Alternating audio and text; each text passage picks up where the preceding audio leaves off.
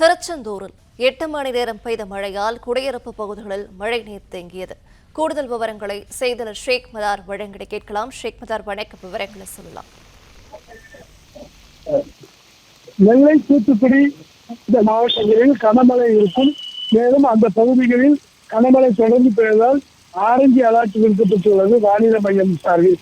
இதன் காரணமாக தூத்துக்குடி தாமிரபரணி கரையோரம் உள்ள மக்கள் பாதுகாப்பான இடத்திற்கு செல்ல வேண்டும் என மாவட்ட ஆட்சித்தலைவர் நேற்று இரவு அறிக்கை வெளியிட்டுள்ளார். இந்த நிலையில் நேற்று நள்ளிரவு முதல் தொடர்ந்து மழை பெய்து வருகிறது.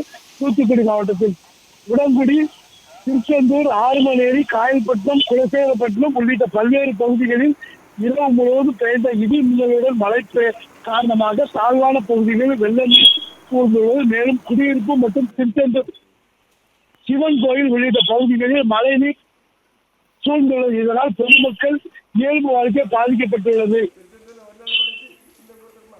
பிளே ஸ்டோர் மற்றும் ஆப் ஸ்டோரில் இருந்து பாலிமர் செயலியை QR கோடு மூலம் பதிவிறக்கம் செய்யுங்கள். செய்திகளை உடனுக்குடன் பெறுங்கள்.